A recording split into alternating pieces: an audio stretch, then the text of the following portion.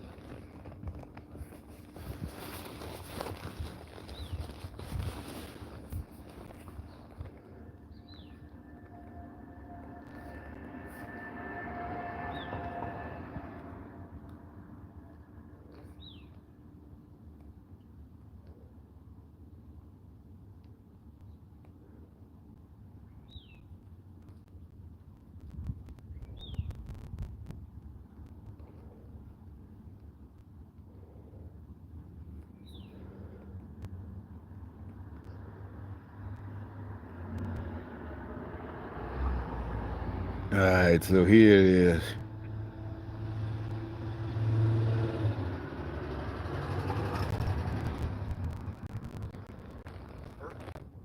Oh, the main thing that says to me, I don't know what they're planning. I didn't seen 4 videos that say, and it's the truth. What I'm saying is that they're planning for some kind of something happening after the election. So they have authorized the military to use deadly force on American citizens. So they're planning. That means they planning that people are going to be mad about something, and not because it's just because our guy didn't win. They know that they're doing some dirt, and people ain't going to take it, or at least they plan to. I don't know. I'm not going to mince words here, and we'll cut right to the chase. It seems that, while everyone had their eyes focused on Hurricane Helene, the DoD quietly updated one of their directives, an update that now authorizes the use of lethal force against American citizens during times of unrest, mere weeks before the 2024 election.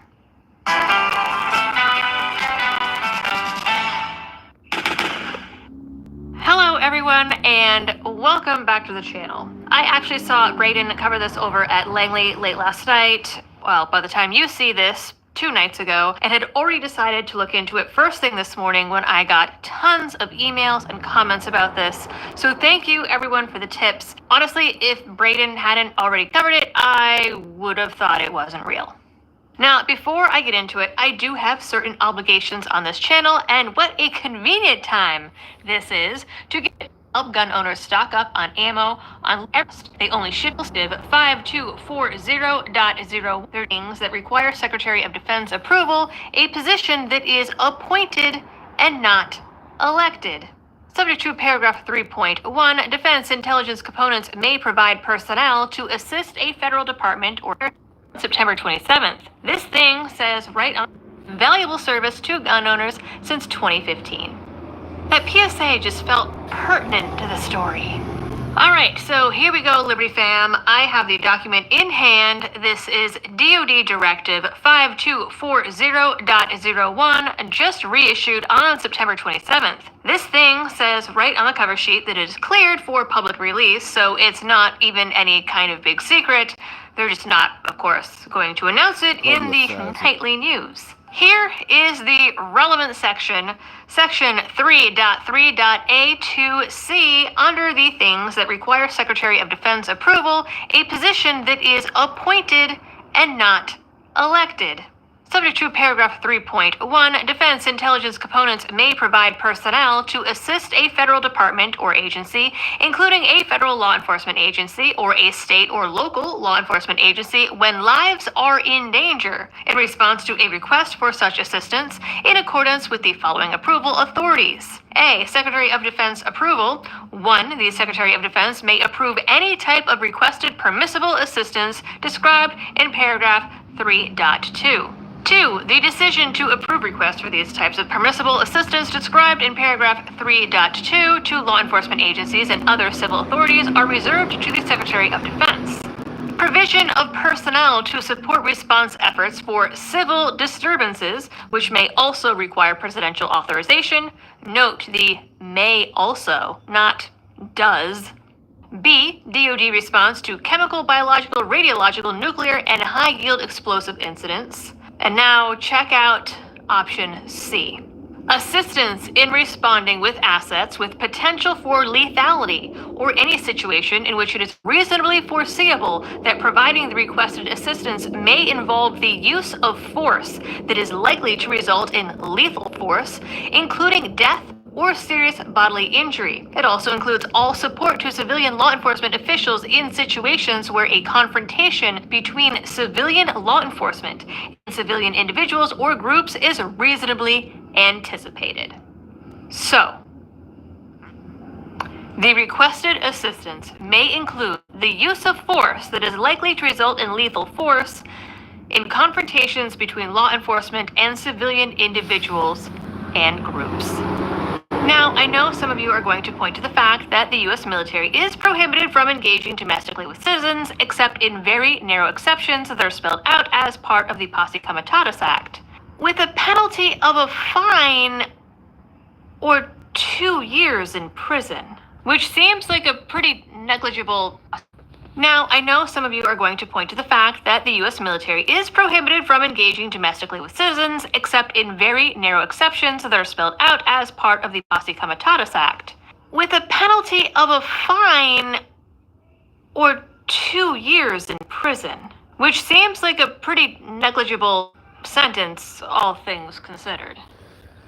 I mean, yeah, 2 years for killing something, but it's 2 years. I would think it's 2 years in Leavenworth. And I know when I was in, I'm not even doing 2 years. It's so, but still at the same time, they should not be going. These are new Obama brainwashed soldiers. See what I'm saying? It's like, yeah, this is not the same. These are, this is a total new generation. These are the. However, except in cases and under circumstances expressly authorized by the Constitution or Act of Congress, willfully uses any part of the Army, the Navy, the Marine Corps, the Air Force, or the Space Force as a posse comitatus or otherwise to execute the laws, shall be fined under this title or imprisoned not more than 2 years, or both.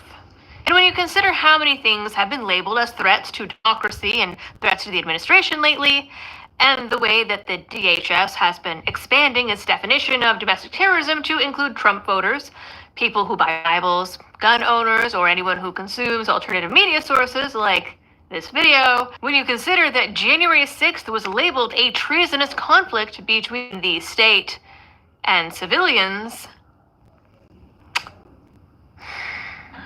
it's a little concerning.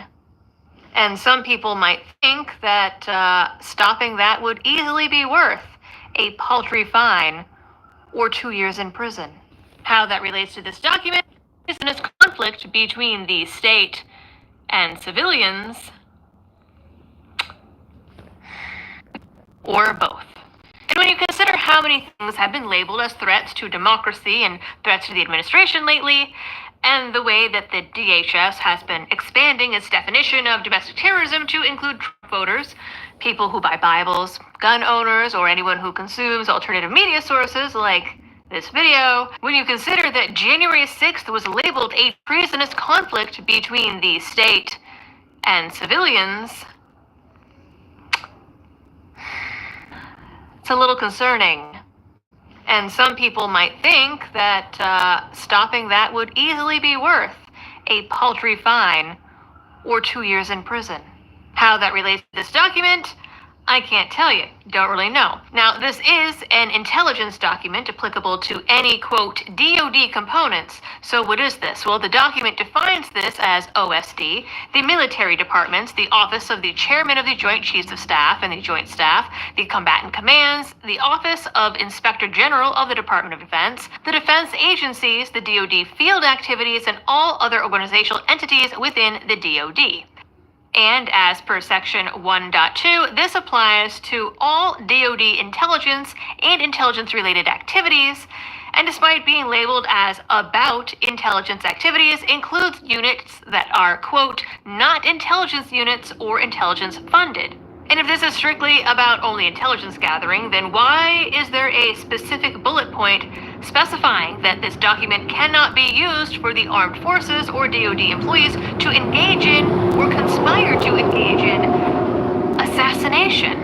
And why, if it's only about intelligence, does it expressly state this DoD help can include the use of lethal force?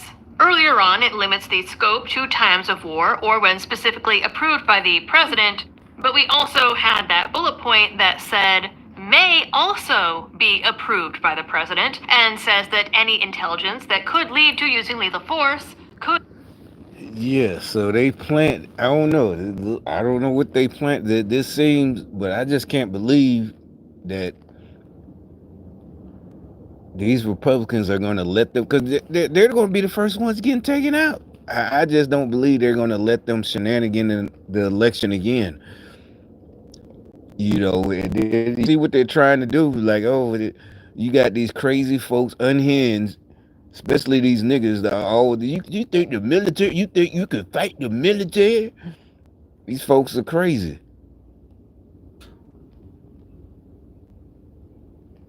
But I just can't believe that all these people, everybody's hip to what these y'all fools trying to do. So I don't know what that means. I mean, you see what it says. What I'm saying is, what does that mean? They did it right before the election, you know, November 5th. So you know what they're going to say? Oh, you're election denier, and now they can shoot you and kill you. This is, you know, they're really trying to turn this into some communist country. But I'm telling you, all y'all niggas running around here looking hard, yeah, y'all might have 2 weeks left. Because if that's the case, trust me, you're going to be the first to find out.